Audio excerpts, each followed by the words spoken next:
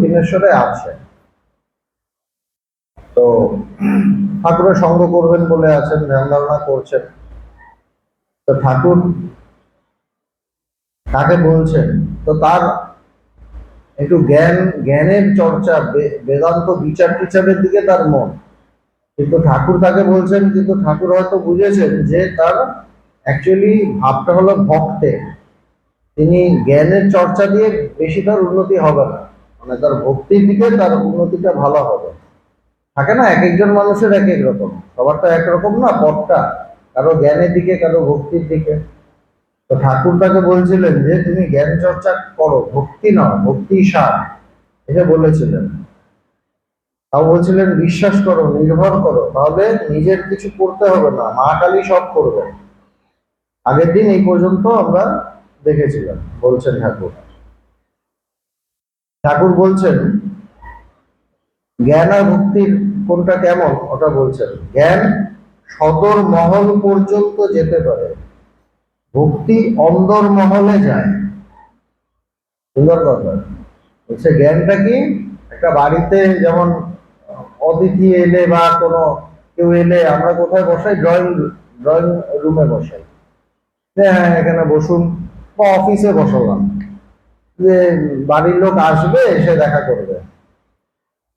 আর যে কাছাকাছি নিজের লোক, সে এসে ডাইরেক্ট ওপরে চলে যায়, বেডরুমে চলে যায়, ভেতরে চলে যায়। তো বলছে যে জ্ঞান আর ভক্তির মধ্যে একটা তফাৎ। জ্ঞান সদর মহল পর্যন্ত যেতে পারে, ভক্তি অন্দর মহলে যায়, ভক্তি একদম ভেতরে চলে যায়। আর জ্ঞান সদর মহলে যায়, এবং সদর মহল মানে বাইরের ঘর। বাইরের ঘরে বসলে পুরো ঘরটা তো দেখা হয় না, কিন্তু যে অন্দর মহলে যায় সে পুরোটা দেখতে পাবে। এবার এটা তিনি ওই ছেলেটাকে বলছেন, কেন বলছেন, ছেলেটার মধ্যে একটা ভক্তির ভাব আছে, মনে হয় সেই জন্যই বলছেন। কেননা এটা নিয়ে আবার নানা রকম কথা হয়। গীতায় আবার ভগবান কৃষ্ণ বলছেন যে জ্ঞানী মে হৃদয়ন পার্থ, যে জ্ঞানী আমার হৃদয়। তো জ্ঞানী যদি হৃদয় হয়, তো তিনি তো অন্দরমহলে গেল। ভগবানের হৃদয় যদি জ্ঞানী হয়, তাহলে তো অন্দরমহলে এসে গেল। সুতরাং এইটাও মানে যে যেরকম তার কাছে সেটার একটু প্রশংসা করা হয়। যেমন আমরা গীতাতে দেখি শ্রীকৃষ্ণ অর্জুনকে সব যোগ বলছেন, কখনো কর্মযোগ, কখনো জ্ঞান যোগ, কখনো ভক্তি যোগ, কখনো রাজযোগ, সব বলছেন। তার যেটা তার যেটা ভালো মনে হবে, সুটেবল মনে করবে, সে সেটাকে নিয়ে নেবে। ভগবান বলতেন যে আমি একসাথে অনেকগুলো ভাব ছুরি, মানুষ যখন আসে আমার কাছে আসে, আমি একসাথে অনেকগুলো ভাব ছুরি, এবার যার যেটা সে সেটাকে গ্রহণ করে। দারুণ কথা, অনেকগুলো ভাব ছুরি। এখানে ঠাকুরও দেখেছেন যে ভক্তের দিকে, সেই জন্য ভক্তির প্রশংসাটা করছেন। সেই জন্য বলছেন যে ভক্তি অন্তর্মহলে যায়, জ্ঞান যেতে পারে না। তো এটা জ্ঞানীর ক্ষেত্রে হয়তো অন্য কিছু বলবেন। তাই যদি হতো তাইলে নরেনকে কেন বলতেন অষ্টাবক্র গীতা পড়, তাহলে বলতেন যে তুই ভক্তির চর্চা কর, বলেননি তো। কেননা তিনি তো নরেন্দ্রকে ভীষণ ভালোবাসতেন, তিনি তো চাইবেন যে সে যেন অন্তর্মহলে যায়, তাই না? তো এটা যার যার তার তার আধ্যাত্মিকতাটা কি, যে আমি কোন পথে যাব, আমার যেটা স্যুট করে, আমার যেটা ভাল লাগে, আমার কাছে যেটা সহজ, সেই পথটা আমি নেব। আমার সাথে আরেকজনের পথ নাও মিলতে পারে, কিন্তু আলটিমেটলি মিলবে।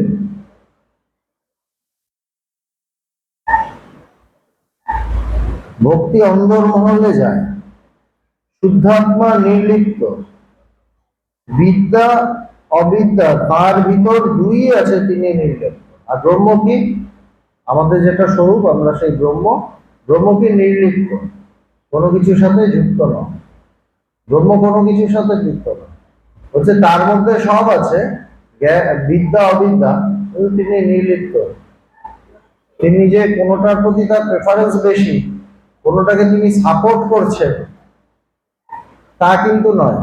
যেমন এই যে লাইটটা নির্লিপ্ত, এখানে যেই আসুক না কেন, ভালো লোক মন্দ লোক, একটা বিরাট সুন্দরী নায়িকা এলে তার মুখে পড়বে, আর কুৎসিত একটা বাজে লোক এলে তার মুখেও পড়বে, একইভাবে পড়বে, একটু কম বেশি হবে না। তার মানে কি, আলোটা নির্লিপ্ত, সবাইকেই প্রকাশ করছে। সেরকম শুদ্ধাত্মা, আমাদের ভেতরে যে আত্মা আছে, ব্রহ্ম আছে, আমাদের যে স্বরূপ, সেটা নির্লিপ্ত। বিদ্যা অবিদ্যা তার ভিতর দুই আছে, কিন্তু তিনি নির্লিপ্ত। তার মধ্যে বিদ্যাও আছে, আবার যারা অজ্ঞানী তাদের মধ্যে অবিদ্যাও আছে, কিন্তু তিনি দুটোকেই প্রকাশ করছেন, বিদ্যাকেও প্রকাশ করছেন, অজ্ঞানটাকেও প্রকাশ করছেন। তার আলোতেই জ্ঞান প্রকাশিত, তার আলোতেই অজ্ঞান প্রকাশিত।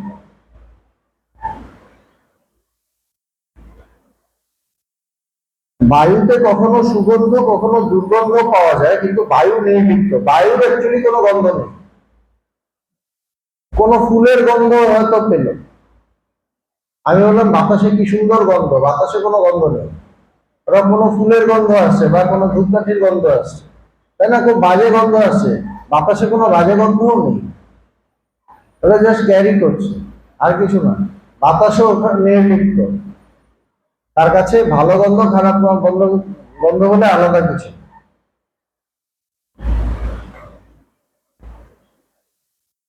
ব্যাসদেব যমুনা পার হচ্ছিলেন, গোপীরাও সেখানে উপস্থিত। এই যে ঘটনাগুলো আমরা মানে জেনারেলি বলে থাকি, তো ব্যাসদেব যমুনা পার হচ্ছে, গোপীরাও এসছে, তারাও পারে পারে যাবে, দুধ দধি ননি বিক্রি করতে যাচ্ছে, কিন্তু নৌকা ছিল না, কেমন করে পারে যাবে সকলে ভাবছেন। তাদের তো ওইসব বিক্রি করে জীবন চলতো, দুধ ননি এগুলো বিক্রি করতো, তো বিক্রি করতে যাবে, কিন্তু নৌকো নেই, ওই পারে যেতে হবে, মানে মথুরার দিকে যেতে হবে, গিয়ে বিক্রি টিক্রি করতে হবে। এবার সবাই ভাবছে যে কিভাবে যাব, বিক্রি না হলে তো আমরা খেতে পাবো না। এমন সময় ব্যাসদেব বললেন, আমার বড় ক্ষুধা পেয়েছে। জ্ঞানী শ্রেষ্ঠ ব্যাসদেব বলছে, আমার বড় ক্ষুধা পেয়েছে। তখন গোপীরা তাকে ক্ষীর সর ননি সব খাওয়াতে লাগলেন, সব খাচ্ছেন, বসে বসে টেস্ট নিয়ে খাচ্ছেন। ব্যাসদেব প্রায় সমস্ত খেয়ে ফেললেন, মানে প্রায় সব শেষ। তখন ব্যাসদেব যমুনাকে সম্বোধন করে বললেন, যমুনা, আমি যদি কিছু না খেয়ে থাকি তাহলে তোমার জল দুই ভাগ হবে, আর মাঝে রাস্তা দিয়ে আমরা চলে যাব। সুন্দর কথা বলছে, আমি যদি কিছু না, সব খেলো কিন্তু চেটে পুটে খেলেন, তারপর বলছে যদি আমি কিছু না খেয়ে থাকি, যমুনা তুমি দুভাগ হয়ে যাও।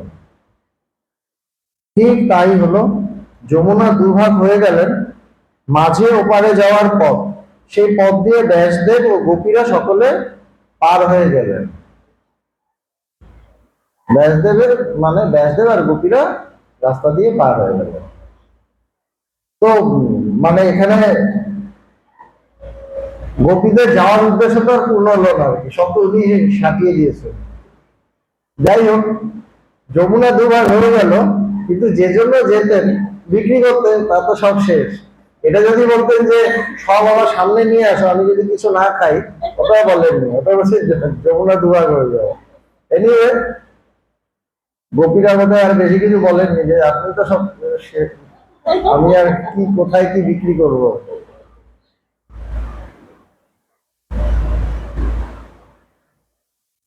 আমি খাই নাই, তার মানে এই যে আমি সেই শুদ্ধাত্মা, শুদ্ধাত্মা নির্লিপ্ত প্রকৃতির পার।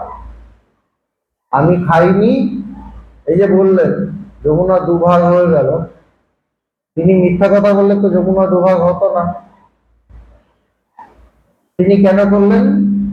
ওদের দেখানোর জন্য, দেখো আত্মা নির্লিপ্ত। জ্ঞানী কি হয়, যে সত্যি সত্যি জ্ঞানী তার অবস্থাটা কি, সেটা ওদেরও দেখালেন। আমি খাই নাই মানে আমি সেই শুদ্ধাত্মা। সবাই দেখেছে উনি খেয়েছেন, শরীরটা খেয়েছে, কিন্তু আত্মা হিসেবে তিনি কিছুই খাননি, আত্মা কিছু খায় না, কিছু গ্রহণ করে না। আত্মা কিছু গ্রহণ করে না, কিছু ত্যাগও করে না। কি গ্রহণ করবে, কি ত্যাগ করবে, দ্বিতীয় কি আছে? আমি খাই নাই মানে এই যে আমি সেই শুদ্ধাত্মা, শুদ্ধাত্মা নির্লিপ্ত, প্রকৃতির পার, সমস্ত কিছু পারে তিনি। তার ক্ষুধা তৃষ্ণা তৃষ্ণা নাই, ক্ষুধাও নেই, তৃষ্ণাও নেই। জন্ম মৃত্যু নাই, অজর অমর সুমেরুবর। কিন্তু আগে কিন্তু বলেছেন আমার ক্ষুধা পেয়েছে। এইটা কি মানে শরীরের ক্ষুধা পেয়েছে, শরীরটাকে আমি হিসেবে ব্যবহার করেছি। কিন্তু তিনি জানেন আসলে তিনি শরীর নন। সব খেলেন, বিরাট একটা শিক্ষা দিলেন। সব খেলেন, তারপর বললেন আমি যদি কিছু না খাই তুমি ভালো হয়ে যাও। তিনি বুঝিয়ে দিলেন যে তিনি আসলে সেই ব্রহ্ম। তার মানে কি গোপীরাও সেই ব্রহ্ম, মানে তোমরাও এটা বোঝো। তার ক্ষুধা তৃষ্ণা নাই, জন্ম মৃত্যু নেই, অজর অমর সুমেরুবর। তার জন্ম নেই, তার মৃত্যু নেই, সে আত্মার জন্ম নেই, মৃত্যু নেই। সুতরাং এটা যদি আমি অনুভব করতে পারি তাহলে তো আমার কত প্রবলেম সলভ হয়ে যায়, তাই না? আমি যদি অনুভব করতে পারি আমার জন্ম নেই, মৃত্যু নেই, আমি সবসময়ই আছি, তাহলে আমার ভয়টা চলে যায় জীবন থেকে। প্রতি মুহূর্তে আমাদের ভয়, আমার কি হবে, আমি যদি মরে যাব, এটাই তো আমাদের ভয়, মূল ভয়। মূল ভয় হলো আমি না থাকার ভয়, মানে মৃত্যু ভয়। সেটাই থাকবে না সবসময়, তখন এটা থাকবে যে আমি আছি, আমি থাকবো।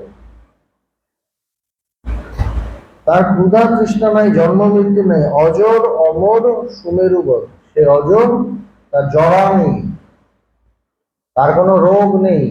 আত্মার রোগ হয় না, শরীরের রোগ। অমর, মৃত্যু নেই, সুমেরুবর, সুমেরু পর্বতের মতো। সুমেরু পর্বত যখন একদম স্থির, স্থির, কোন অচল, সেরকম আত্মা সে স্থির। যার এই ব্রহ্মজ্ঞান হচ্ছে সে জীবন মুক্ত। হচ্ছে জীবন মুক্ত, মুক্তি তো জীবনের লক্ষ্য। তো জীবন মুক্ত হতে গেলে কি করতে হবে? এই অনুভবটা করতে হবে যে আমি সে ব্রহ্ম, যে যার কোনো জড়া নেই, যার কোনো জন্ম নেই, যার কোনো মৃত্যু নেই, যার কোনো চলাচল নেই। এইটা অনুভব করতে হবে। এটা কি অনুভব হয়? অবশ্যই হয়, এই জন্যই ভগবান, অবশ্যই হয়। সে ঠিক বুঝতে পারে যে আত্মা আলাদা, দেহ আলাদা, একদম বুঝতে পারে। জ্ঞানীর সাথে অজ্ঞানী তফাৎ কি? জ্ঞানীর কাছে এটা পরিষ্কার যে আত্মা আলাদা, দেহ আলাদা। ভগবানকে দর্শন করলে দেহাত্ম বুদ্ধি আর থাকে না। যখন আমাদের সেই অনুভব হয়, সেই জ্ঞান হয়, তার দর্শন হয় বা তার অনুভব হয়, তখন দেহাত্ম বুদ্ধি থাকে না। দেহাত্ম বুদ্ধি কাকে বলে? দেহে আত্মবুদ্ধি। দেহে আমি মানে ভাব, দেহটা আমি, এই ভাব, এই ভাবটা থাকে না। দুটি আলাদা। যেমন নারিকেলের জল শুকিয়ে গেলে শ্বাস আলাদা আর খোল আলাদা হয়ে যায়। নারকেলের জলটা থাকে বলে শ্বাস খোল একাকার হয়ে থাকে, ওটাকে ভাঙা যায় না, কাটা যায় না, কিছু করা যায় না। কিন্তু যখন শুকিয়ে যায় তখন দুটো আলাদা হয়ে যায়। নাহলে মানে ওটা আটকে রাখে, দুটোকে ধরে রাখে, এই যে জলটা, ভেতরের জলটা। কিন্তু একসময় জলটা শুকিয়ে যায়, তখন খোল আর শ্বাস আলাদা হয়ে যায়। যেমন নারিকেলের জল শুকিয়ে গেলে শ্বাস আলাদা আর খোল আলাদা হয়ে যায়। আত্মাটি যেন দেহের ভিতর নড় করে, আলাদা, নড় করে। যেমন ঠাকার ঠাকার ঠাকার ইয়েটা আওয়াজ করে না, তখন বোঝা যায় যে লেগে নেই, আলাদা আছে। একটা একটা কৌটোর ভেতরে আরেকটা কৌটো, দুটোই শুকনো, গ্যাপ আছে। এরকম করলে কি ঠাক ঠাক ঠাক ঠাক করে আওয়াজ হবে, তাই না? ওই ভেতরেও এরকম বোধ হয় যে যেন ঢপর ঢপর করে, ঠাকুর বলতেন যে মানে ভেতরটা আলাদা আর বাইরেটা আলাদা, খোলটা আলাদা, শরীরটা আলাদা, ভেতরে যে আসল শ্বাস সেটা আলাদা। আত্মাটি যেন দেহের ভেতর নড়নড় করে, তেমনি বিষয় বুদ্ধিরূপ জল শুকিয়ে গেলে আত্মজ্ঞান হয়। আত্মজ্ঞান কখন হবে? যখন আমাদের এই যে বিষয় বুদ্ধি, বিষয় খুব মন, এইটা যখন শুকিয়ে যাবে। কিভাবে শুকাবে? সেটা এই চর্চার মধ্যে থাকতে হবে, ভীষণভাবে এই চর্চা করতে হবে, আর ভগবানের শরণাপন্ন হতে হবে, প্রার্থনা করতে হবে। যখন এই বিষয় বুদ্ধি শুকিয়ে যাবে, যখন বিষয় বুদ্ধি থাকবে না ভেতরে, যখন শুধু ঈশ্বরের প্রতি বুদ্ধিটা থাকবে, তখন কি হবে? তখন ভেতরটা, তখন জ্ঞান হবে। তখন জ্ঞান হবে যে আলাদা হয় না, জলটা শুকিয়ে যেতে হয়। বিষয় বুদ্ধিরূপ জল, ঠাকুর কি সুন্দর বলছেন, এই জলটা কি? বিষয় বুদ্ধি। তো ভেতরে দেখতে হবে, আমার সাবজেক্ট হবে আমি নিজে। আমি কি তাকে জেনেছি? জানি না। যদি আমি জানি ঠিক আছে, কিন্তু যদি না জানি, আমার চেষ্টা করতে হবে যত তাড়াতাড়ি জানতে পারি। না জানার কারণ কি? আমার বিষয় বুদ্ধি। বিষয় বুদ্ধি শরীর আর আত্মাকে এক করে রেখে দিয়েছে, আমার অজ্ঞান। এই বিষয় বুদ্ধিটাকে কাটাতে হবে। যত এই ঈশ্বর চর্চার আঁচ লাগবে, ততই জল শুকাবে, বিষয় বুদ্ধি জল শুকাবে। সেই জন্য সবসময় এই চর্চা, ভেতরে ভেতরে দিবানিশি ঈশ্বর চিন্তা করতে করতে ভেতরে এই জল বিষয় বুদ্ধিগুলো শুকাতে থাকে। আমাদের প্রচুর বিষয় বুদ্ধি থাকে, কিন্তু প্রতি মুহূর্তে আমরা বিষয়ের কথাই ভাবি, ব্রহ্মজ্ঞানের কথা কতক্ষণ ভাবি, ঈশ্বর লাভের কথা কতক্ষণ ভাবি, সবসময় বিষয়ের কথাই ভাবি। দেখবেন চিন্তা করে নিজেকে নিয়ে বসবে। অ্যাকচুয়ালি এটা আমাদের সবসময় নিজেকে নিয়ে বসতে হয়, যে আমি কতক্ষণ ভগবানের কথা ভাবছি আর কতক্ষণ জগতের কথা ভাবছি। দেখবেন সারাক্ষণ জগতের কথাই ভাবছি। তার মধ্যে কিছুক্ষণ আশ্রম এলাম, তখন হয়তো একটু ঈশ্বরের কথা শুনলাম, তারপর দেখবেন আবার বেরিয়ে গিয়ে আবার জগতে ঢুকে গেলাম। এইভাবে হয় না। তখন কি হয়? জল আর শোকায় না, বিষয় বুদ্ধিরূপ জলটা আর শোকায় না। এটা বলছেন যে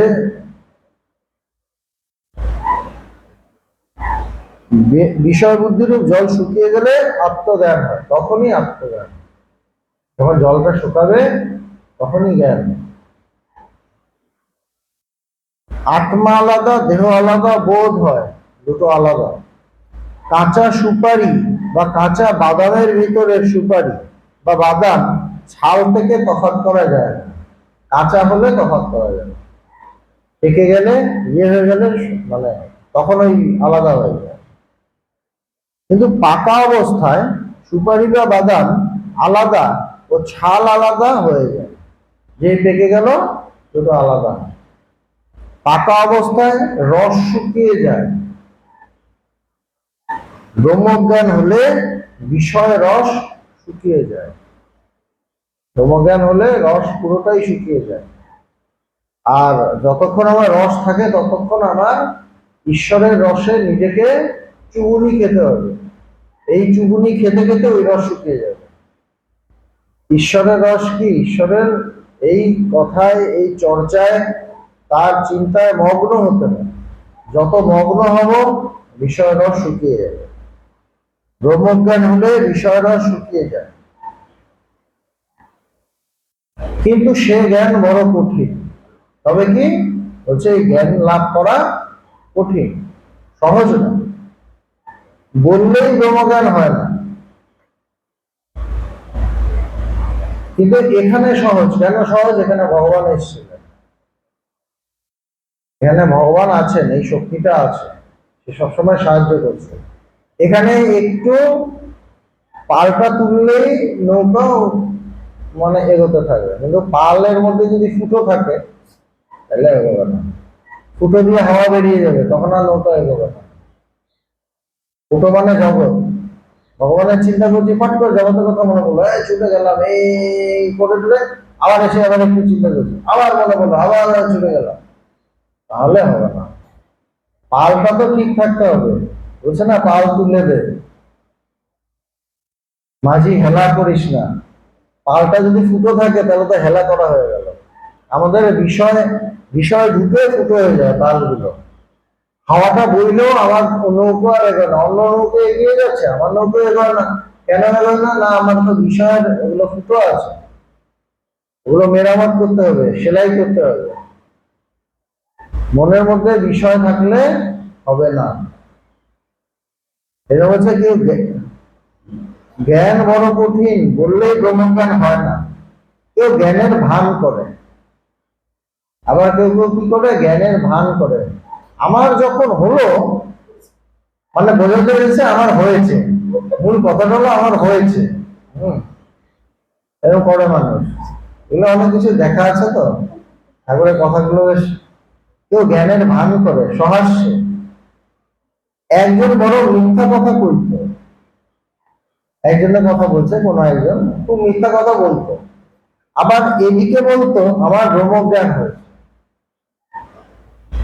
কোন লোক তাকে তিরস্কার করাতে সে বললে, তা একজন চেপে ধরেছে, এই তোমার কি ব্রহ্মজ্ঞান হয়েছে, এই সেই। তখন বলছে যে কেন, জগৎ তো স্বপ্নবৎ। জগৎ আসলে কি ব্রহ্ম সত্য, জগৎ মিথ্যা বলছে না তো, জগৎটা তো মিথ্যা, জগৎটা স্বপ্নবৎ। যদি সবই মিথ্যা হলো, সত্য কথাটাও কি ঠিক? মিথ্যাটাও মিথ্যা, সত্যটাও মিথ্যা। বোঝা গেল কি যুক্তি? ধরা যাচ্ছে কথাগুলো? বলছে যে আমার ব্রহ্মজ্ঞান হয়েছে, আসলে হয়নি, মিথ্যা কথা বলছে। এবার যে চেপে ধরেছে, খুব বুদ্ধি আছে হয়তো, সবার তো কারো কারো খুব বুদ্ধি থাকে না, যে মিথ্যা কথা বলে এটাকে ম্যানেজ করতে পারে। আবার কারোর থাকে যে ধরা পড়ে যায়, অনেক রকম লোক থাকে তো, সে খুব চালাক। সে বলছে তোমরাই তো বলে জগৎ মিথ্যা, তো জগৎ যদি মিথ্যা হয়, আমি যদি সত্য কথা বলি সেটা তো জগতের মধ্যেই হবে, আবার যদি মিথ্যা কথা বলি সেটাও জগতের মধ্যেই হবে। সুতরাং জগৎটাই যদি মিথ্যা হয়, সত্য কথাটাও তো মিথ্যা, তাই না? সুতরাং আমার ব্রহ্মজ্ঞান হয়েছে, সত্যটাও মিথ্যা, মিথ্যাটাও মিথ্যা, সকলের হাস্য। ঠাকুর বলছেন সবাই খুব মজা পাচ্ছে। শ্রীরামকৃষ্ণ ভক্ত সঙ্গে মেঝেতে মাদুরের উপর বসিয়া আছে। তো যখন মাদুরের উপর সবার সাথে বসে আছে, এই ভাবটা কখন হয়? যখন তিনি একদম ভক্তদের প্রতি তার ভীষণ মন থাকে, তাদের সাথে খেলছেন, লীলা করছেন, মানে একটা খুব ভালোবাসা নিয়ে আছে, তখন একদম নিচে বসে আছে, সহাস্য বদন, ভক্তদের বলিতেছেন আমার পায়ে একটু হাত বুলিয়ে দিত। বলছে একটু পায়ে হাত বুলিয়ে দে, ভগবান বলতো একটু পাটা টিকে দেবে। ভক্তেরা পদসেবা করিতেছে মাস্টারের প্রতি সহাস্যে, এর অনেক মানে আছে। মাস্টারকে বলছেন, মাস্টার তার খাস লোক, তো মাস্টারকে বলছেন এই যে পাটা টিপছে এর অনেক মানে আছে। কেন এমনি এমনি সেবা করাচ্ছেন না, কেন কেন করাচ্ছেন, তার সবার প্রতি মন মন ধরেছে, মানে মনটা পড়েছে সবার প্রতি। সুতরাং তিনি চাইছেন সবাই যেন ডেভেলপ হয়, আধ্যাত্মিক ভাবে যেন সবাই উন্নতি করে। আবার নিজের হৃদয়ে হাত রাখিয়া বলিতেছে, ঠাকুরের ভাব কিন্তু এই যে কথাটাতে বোঝা যাচ্ছে ভাব চড়ছে, না হলে ফট করে বলতেন না যে আমার পাটা ঠিক হয়ে যায়। এটাকে সবসময় কি তিনি বলেন? আমরা কথা বলতে এত পাঠ করলাম, সব জায়গায় কি আছে? নেই। যখন এটা বলছেন মানে ভাব চড়ছে, তিনি ঈশ্বর হয়ে দাঁড়াচ্ছেন। তার মধ্যে তো দুটো ভাব, মানে অবতার পুরুষের মধ্যে দুটো ভাব থাকে, মানুষ ভাব, ঈশ্বরীয় ভাব, দুটো ভাব থাকে। কখনো মানুষ ভাব, কখনো ঈশ্বরীয় ভাব। ঈশ্বরীয় ভাব কিন্তু আসছে আস্তে আস্তে। এই জন্য বলছেন আমার পাটা ঠিক আছে, বাবা বলছেন এর অনেক মানে আছে। আবার নিজের হৃদয়ে হাত রাখিয়া বলিতেছে এর ভিতর যদি কিছু থাকে, পদসেবা করলে অজ্ঞান অবিদ্যা একেবারে চলে যায়। একদম বলে দিচ্ছেন যে যে পা টিপবে ওর ভেতরে যদি অজ্ঞান টজ্ঞান থাকে একেবারে চলে যাবে। সাংঘাতিক কথা। তার মানে কি? পা টিপলে চলে যাবে কেন? পা তো একটা শরীর, একটা অঙ্গ, ওখানে মাংস, চামড়া, এগুলো নিয়ে তো পা। এটা টিপলে অজ্ঞান কিভাবে যাবে? অজ্ঞান তো থাকে আমার ভেতরে, হৃদয়, মনে, কিভাবে যাবে? বলছে পা যে টিপছে সে তো ভক্তি নিয়ে টিপছে, সে তো একটা ভক্তি নিয়ে টিপছে, সে তো আর যান্ত্রিক ভাবে টিপছে না। যন্ত্রের মতো টিপলে হয়তো হবে না, কিন্তু যদি ভক্তি নিয়ে করে তাহলে হয়ে যাবে, তার ভেতর চেঞ্জ হয়ে যাবে। যন্ত্রের মতো যদি করে, বা যদি ভাবে যে আমার পাটা ব্যথা, একটু টিপে দিচ্ছি, মানে ওনাকে সাহায্য করে দিচ্ছি, পাটা ব্যথা হয়েছে, এইভাবে যদি করে তাহলে কিছু হবে না। সেই জন্য তার সেবা করলেই যে সবাই মুক্ত হয়ে যায় তা তো নয়। তা কি হয়? সেটা হয় না। কেন? সেবা করতে গিয়ে সেবা অপরাধ হয়ে যায়, তাকে মানুষ ভেবে ফেলি। মানুষ ভেবে ফেললে তো হবে না, ভগবান বোধে তাকে পা টিপতে হবে। হৃদয়ে থাকবে যে তিনি স্বয়ং ভগবান, আর ভগবান আর ব্রহ্ম একই। তো তার পা টিপা মানে সেই ব্রহ্মচর্চাই করা, ব্রহ্মে বুধ হয়ে থাকা, ব্রহ্মে ডুবে যাওয়া। সুতরাং অজ্ঞান চলে যেতেই পারে, না যাওয়ার তো কিছু নেই।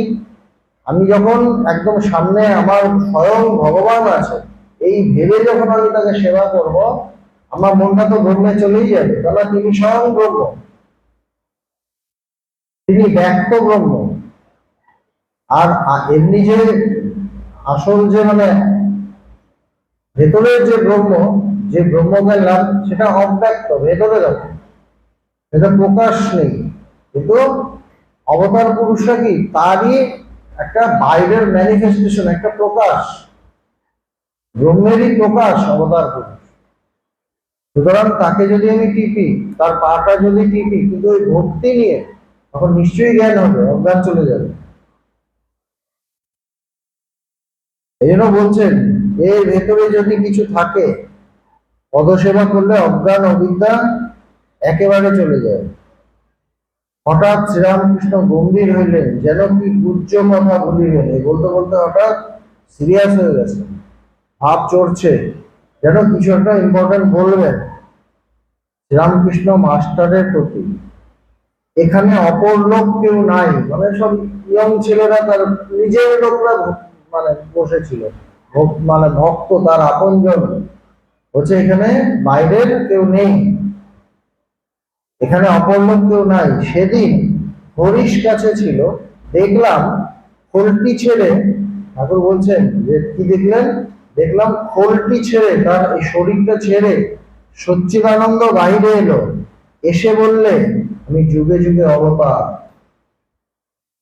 আর ভেতর থেকে একদম দেখছেন ঠাকুরের দর্শন হচ্ছে, ভেতর থেকে বেরিয়ে এসে বলছে আমি যুগে যুগে অবতার।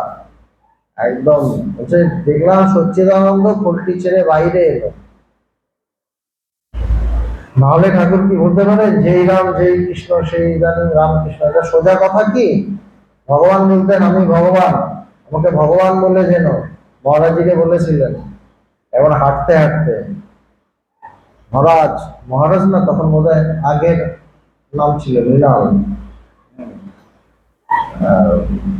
ভাব যখন চড়তো তখন এই তার 56 বিয়ের যে তার যে হেডকোয়ার্টার, তার ভেতরে যে উঠোনটা, সেখানে তিনি হাঁটতেন, পায়চারি করতেন। আর মহারাজজি দাঁড়িয়ে আছে, হাঁটতেন, হঠাৎ পিছন ফিরে বলছে আমাকে ভগবান বলে যেন। এগুলো সাধারণ কথা না। ঠাকুর বলছেন যে দেখলেন যে মানে সচ্চিদানন্দ স্বয়ং বেরিয়ে এসে বলছে আমি যুগে যুগে অবতার। তখন ভাবলাম বুঝি মনের খেয়ালে ওইসব বলছি, ঠাকুরের আমার বিচার চলছে যে এটা বোধহয় মনের খেয়ালে আমি বলছি। তো তারপর চুপ করে থেকে দেখলাম, তখন দেখি আপনি বলছে শক্তির আরাধনা চৈতন্যও করেছিল। বলছে যে ভেতর থেকে আসছে যে শক্তির আরাধনা চৈতন্যদেবও করেছিলেন। চৈতন্যদেব তো আমরা জানি ভক্তির, তার মানে ভক্তির আন্দোলন করেছিলেন, যে হরে কৃষ্ণ বলো, হরি বল, এইসবই তিনি ভক্তির আন্দোলন। কিন্তু তিনি শক্তির সাধনাও করেছিলেন, ভগবানও করেছেন। ভগবান বলেছেন জ্ঞানের পর তাকে শক্তির সাধনা করতে হয়েছিল, মানে করেছিলেন তিনি, এবং তারপর তার একটা বিরাট চেঞ্জ হয়েছিল। এগুলো খুব গোপন কথা, এগুলো বেশি বলা যায় না। ঠাকুর এখানে বলছেন, দেখছেন সব নিজের লোক আছে তখন বলেছেন, ভগবানও এগুলো বেশি ওপেনলি বলতেন না। তখন দেখি আপনি বলছে শক্তির আরাধনা চৈতন্যও করেছিল, চৈতন্যদেবও করেছিলেন, কেননা তিনি অবতার পুরুষ। যিনি অবতার হন তার ভেতরে শক্তির প্রকাশ হতে হয়, সুতরাং তার জন্য তাকে সাধনা করতে হয়, ভেতরে অন্যরকম সাধনা চলে বা তিনি করিয়ে নেন। সে শক্তি সাধনা তিনি হয়তো করিয়ে নেন, কেননা শক্তির সাহায্যেই এই অবতার লীলা, এই যে লীলা, নরলীলা, নররূপে এসে যে স্বয়ং ভগবান লীলা করেন, কিভাবে করেন? শক্তির সাহায্যে করেন। শক্তি ছাড়া কিন্তু এই লীলাটা হবে না, শুধু জ্ঞান দিয়ে হবে না। জ্ঞান তো মহাপুরুষদেরও থাকে, জ্ঞানীদের থাকে, কিন্তু অবতারের লীলা সবাই করতে পারে না, জ্ঞানীরাও করতে পারে না, তা অবতাররাই করেন। অবতারের বিশেষ কি? তাদের মধ্যে শক্তির প্রকাশ হয়, শক্তির সাধনা করেন। এই জন্য ঠাকুরকে ওই ভেতর থেকে অন্তরাত্মাই বেরিয়ে এসে যেন বলে দিয়েছিলেন যে শক্তি সাধনা চৈতন্যদেব করেছিলেন। ভক্তেরা সকলে অবাক হইয়া শুনিতেছেন, কেহ কেউ ভাবিতেছেন সচ্চিদানন্দ ভগবান কি শ্রীরামকৃষ্ণের রূপ ধরিয়া আমাদের কাছে বসিয়া আছেন, ভগবান কি আবার অবতীর্ণ হইয়াছেন। তো কারো কারো মধ্যে মনে হচ্ছে, মেনলি মাস্টারের মধ্যে মনে হচ্ছে যে তাহলে কি স্বয়ং ভগবান আবার এসেছেন, কেন গীতায় তো বলা আছে যে আমি যুগে যুগে আসবো, যখনই অধর্মের অভ্যুত্থান হবে, ধর্মের গ্লানি হবে, তখন আমি আসবো। তো তিনি ভাবছেন যে আবার কি তাহলে এসেছেন, ঠাকুর রূপে এসেছেন। শ্রীরামকৃষ্ণ কথা কইতেছেন, মাস্টারকে সম্বোধন করিয়া আবার বলিতেছেন, অনেক কিছু বলছেন, মানে যেগুলো সবসময় বলেন না। মাস্টারকে সম্বোধন করিয়া আবার বলিতেছেন, দেখলাম পূর্ণ আবির্ভাব। পূর্ণ আবির্ভাব মানে আবির্ভাবের যেমন চাঁদটা ওঠে, চাঁদের নানা রকম কলা হয়, সে প্রতিপদ দ্বিতীয়া সব প্রতিদিন চাঁদের এক এক রকম রূপ, কোনটা কম, কোনটা বেশি, কোনটা অংশ, কোনটা কলা। আবার পূর্ণিমাতে একদম পূর্ণ। ঠাকুর বলছেন কি, দেখলাম পূর্ণ আবির্ভাব, পূর্ণ, একদম পূর্ণ, কোনো কম নেই, অংশ কলা নেই, পুরো পূর্ণ। তবে সত্যগুণের ঐশ্বর্য বলছে, তার মধ্যে কি, তার ঐশ্বর্য কিসের ছিল? সত্যগুণ। তার মধ্যে সত্য, তিনি সত্যগুণে ছিলেন, সত্যগুণ ছিল। সত্যগুণে কি? সবসময় ঈশ্বর চিন্তা করা, মানুষের মঙ্গল চিন্তা করা, মানুষকে ভালোবাসা, প্রেম, এগুলো সত্যগুণ। ধৈর্য, স্থিরতা। ভগবান বলতেন আমারও পূর্ণ আবির্ভাব, তবে রজগুণের ঐশ্বর্য। ভগবানের মধ্যে একটা রজগুণ ছিল, এই কাজ করো, বেদান্ত সোসাইটি করো, বেদান্ত সোসাইটি চালাতে হবে, বেদান্ত সোসাইটি বাড়াতে হবে, আরো মানুষ চাই, আমার কাছে মানুষ আসছে না কেন, একদম মানে একটা রজগুণ, একটা কাজে নামিয়ে দেওয়া, প্রোগ্রাম বড় করে করবে, এই যে এগুলো কিন্তু রজগুণ। রজগুণের হচ্ছে, ভগবান বলতেন আমার মধ্যে রজগুণের ঐশ্বর্য। ঠাকুরের মধ্যে ছিল সত্যগুণের ঐশ্বর্য, স্বামীজির মধ্যে রজগুণ ছিল, স্বামীজি একদম তোলপাড় করে দিয়েছে। ভগবানের মধ্যে কিন্তু রজগুণের ব্যাপার ছিল, সবসময় কিছু না কিছু একটা করছে। যখন সমাধিস্থ থাকছে সমাধিস্থ থাকছে, যখন আধ্যাত্মিক কথা বলছেন আধ্যাত্মিক কথা বলছেন, তারপরে একটু কাজের কথা জিজ্ঞেস করছেন, বই বিক্রি হলো, এই হলো, সেই হলো, এগুলো কিন্তু বলছেন ভগবান। তবে সত্যগুণের ঐশ্বর্য, দেখলাম পূর্ণ আবির্ভাব, তবে সত্যগুণের ঐশ্বর্য। ভক্তেরা সকলে অবাক হইয়া এইসব কথা শুনেছে। এর আগে একরকম কথা হচ্ছিল, বেশ মজা করছিলেন এই ইয়ং ছেলেগুলোর সাথে, কিন্তু আস্তে আস্তে আস্তে আস্তে ভাব চলে গেল। এই যে ভাবের পরিবর্তন, এই যে পরিবর্তন মানে মানুষ থেকে ভগবান, এই যে সুইচ করা, এখান থেকে এই, এখান থেকে এই, এটাই তাদের বিশেষত্ব। যে ভালো করে দেখতে পারবে তাকে, সে বুঝবে যে চেঞ্জ হচ্ছে, চেঞ্জ হচ্ছে, রং পাল্টে যাচ্ছে, আগে রং নেই, আগে মানুষ ভাব ছিল, ঈশ্বরীয় ভাবে প্রকাশ হয়ে যাচ্ছে, দেখতে দেখতে হয়ে গেল। ভক্তরা বোঝে, অন্তরঙ্গরা, মাস্টার বুঝতে পারছে। যেন মাস্টারকে বলছেন এই যে কথাগুলো চেঞ্জ হচ্ছে, এই তার ভাবের চেঞ্জের সাথে সাথে কথা চেঞ্জ হয়ে যাবে, সবকিছু চেঞ্জ, তার দৃষ্টি, তার তাকানো, তার কথাবার্তা সব পাল্টাবে। ভগবানকে আমরা বারবার দেখেছি এরকম পাল্টা পাল্টা যেতে। এটাই অবতার পুরুষ।